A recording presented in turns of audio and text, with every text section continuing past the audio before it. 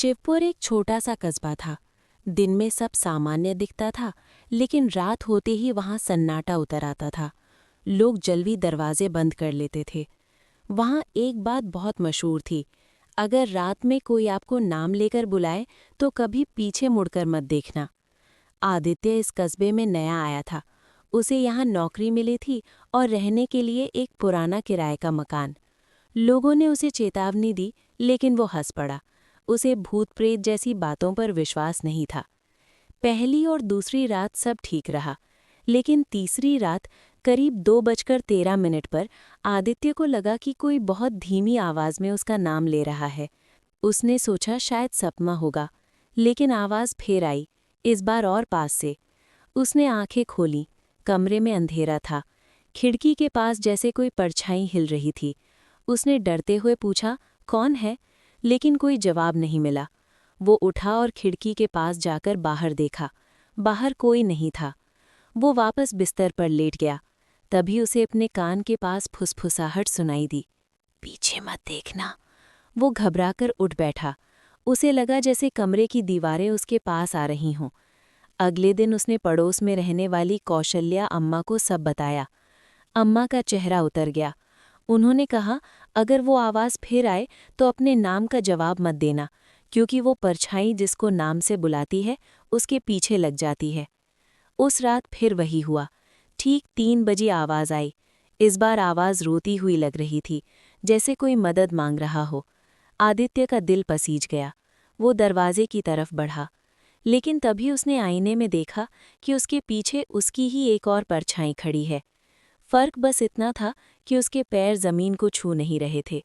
आदित्य डर के मारे चिल्लाया और घर से बाहर भाग गया। अगली सुबह मोहल्ले वाले जमा थे। आदित्य बोल नहीं पा रहा था। वो बस दीवार पर एक ही बात लिख रहा था, वो मेरा नाम जानती है। उसके बाद से शिवपुर में डर और फैल गया। लोग कहने लगे कि जो पीछे मुड़कर देख लेता है वो कभी पहले जैसा नहीं रहता। आदित्य अब चुप रहने लगा था। दिन भर खिड़की के बाहर देखता रहता। डॉक्टरों ने कहा कि वो सदमे में है, लेकिन रात होते ही फिर वही सब शुरू हो जाता। 2:13 पर फिर नंगे पैरों की आहट आई। इस बार उसका मोबाइल अपने आप जल उठा। स्क्रीन पर लिखा था, पीछे मत देखना। कमरे में कई आवाज़ें गूंजने लगी, जैसे कई लोग उसका नाम ले रहे हों। उसी दिन खबर आई कि मोहल्ले का एक और आदमी गायब हो गया है। कौशल्या अम्मा ने आदित्य की माँ को एक पुरानी डायरी दी। उसमें लिखा था कि 30 साल पहले एक औरत को इसी इलाके में जिंदा दीवार में चुनवा दिया गया था। मरने से पहले उसने श्राप दिया था कि वो नाम लेकर बुलाएगी और जो सुनेगा वो उसका हो जाएगा। अम्मा ने कहा कि उस परछाई को उसका नाम वापस देना होगा। जहां उसे मारा गया था वहीं जाकर उसका नाम ऊंची आवाज में लेना होगा। उस रात आदित्य को उसी पुराने मकान में ले जाया गया। जैसे ही वो अंदर गया, कई आहटें एक साथ गूंजने लगीं। सामने दीवार पर एक साया उभरा। इस बार उसका चेहरा साफ दिख रहा था, सूनी आंखें और होठों पर दर्द भरी मुस्कान। उसने कहा, अब तुम मेरा नाम लोगे? आदित्य ने कांपते हुए पूछा, तुम कौन हो? साया बोला, मैं वो हूँ। लेकिन कहानी यहीं खत्म नहीं होती। कुछ हफ्तों बाद शिवपुर में एक नई घटना हुई। कस्बे की पुरानी लाइब्रेरी की मरम्मत हो रही थी। सफाई करते समय मजदूरों को एक लकड़ी का बंद संदूक मिला। संदूक पर मोटी धूल जमी थी और उस पर किसी ने पुराने जमाने की स्याही से एक ही शब्द लिखा था, अधूरा। लाइब्रेरी के मालिक ने वो संदूक कौशल्या अम्मा को दिखाया। अम्मा ने जैसे ही उसे देखा, उनका चेहरा उतर गया। उन्होंने धीरे से कहा, ये उसी डायरी का हिस्सा है जो कभी पूरा नहीं मिला। संदूक खोला गया। अंदर कुछ पुराने कागज थे। उनमें वही औरत का जिक्र था जिसे दीवार में चुनवा दिया गया था, लेकिन इस बार कहानी अलग थी। डायरी में लिखा था कि मरने से पहले उसने अपना असली नाम छुपा दिया था। उसने श्राप देते हुए कहा था, जब तक कोई मेरा असली नाम नहीं लेगा मैं नाम लेकर बुलाती रहूंगी, लेकिन जिस दिन किसी ने मेरा असली नाम ले लिया उस दिन मैं पूरी ताकत से लौटूंगी। कौशल्या अम्मा के हाथ कांपने लगे। उन्होंने कहा, इसका मतलब हम अब तक आधा सच जानते थे। कस्बे में डर और बढ़ गया। लोग अब सिर्फ आवाज से नहीं बल्कि उस नाम से डरने लगे जो अभी किसी को पता नहीं था। उसी रात शिवपुर के स्कूल में पढ़ाने वाले नए इतिहास शिक्षक रवि लाइब्रेरी के कागज़ अपने घर ले गए। वो अंधविश्वास में विश्वास नहीं करते थे। उन्होंने तय किया कि वो सच जान कर रहेंगे। रात गहरी हो चुकी थी। रवि पुराने कागज़ पढ़ रहे थे। एक पन्ने के कोने पर हल्की सी लिखावट थी, जैसे किसी ने जानबूझकर मिटाने की कोशिश की हो। उन्होंने टॉर्च की रोशनी डाली। वहां कुछ अक्षर दिखाई दिए, ला री ता। रवि ने धीरे से पढ़ा, लारिता। जैसे ही उन्होंने नाम पूरा बोलने की कोशिश की, कमरे में अचानक ठंडी हवा चलने लगी। दरवाज़ा अपने आप बंद हो गया। दीवार पर परछाई उभर आई। आवाज़ आई, इतने सालों बाद किसी ने मुझे याद किया।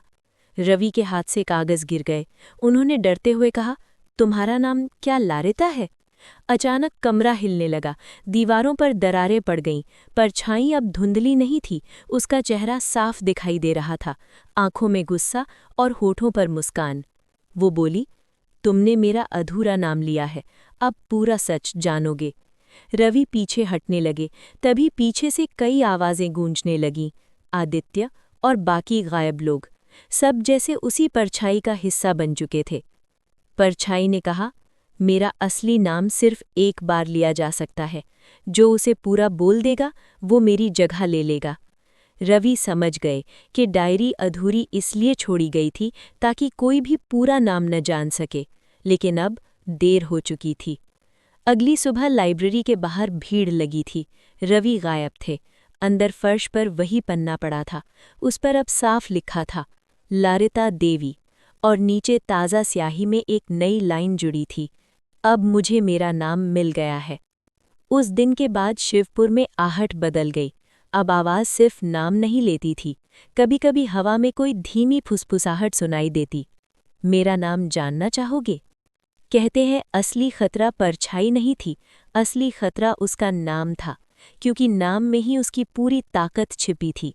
और शिवपुर के लोग आज भी डरते हैं, कहीं गलती से कोई उस नाम को फिर से पूरा न बोल दे। शिवपुर में अब कोई भी उस नाम का जिक्र नहीं करता था।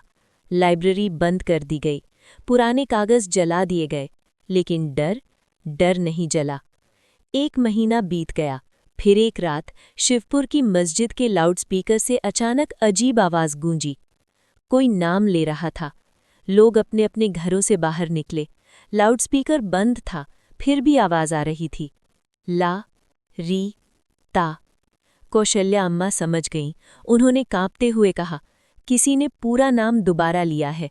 उसी समय कस्बे के बाहर रहने वाला एक 12 साल का लड़का अंश अपने कमरे में बैठा था। उसे इतिहास की किताब में वही नाम दिखा था। जिज्ञासा में उसने धीरे से पढ़ दिया था, लारिता देवी। जैसे ही नाम पूरा हुआ, कमरे की दीवार पर दरार पड़ गई। आईने में उसकी परछाई अलग खड़ी थी। परछाई मुस्कुरा रही थी। अंश ने पीछे मुड़कर देखा और वही गलती कर दी। अगली सुबह अंश अपने बिस्तर पर था, सब कुछ सामान्य, लेकिन उसकी आंखों में अजीब सी ठंडक थी। उस दिन से शिवपुर में आवाज़ बदल गई। अब आवाज़ किसी औरत की नहीं थी, अब आवाज़ एक बच्चे की थी। मेरा नाम जानना चाहोगे? कौशल्या अम्मा ने समझ लिया, परछाई मरती नहीं, वो बस नया शरीर ढूंढ लेती है। असली श्राप नाम नहीं था, असली श्राप था जिज्ञासा, क्योंकि हर इंसान सच जानना चाहता है, और जैसे ही कोई सच के करीब जाता है वो उसका हिस्सा बन जाता है। आज भी अगर आप शिवपुर जाएं और रात में कोई मासूम सी आवाज़ आपको नाम लेकर बुलाए, तो पीछे मत देखना, क्योंकि इस बार परछाई अकेली नहीं है।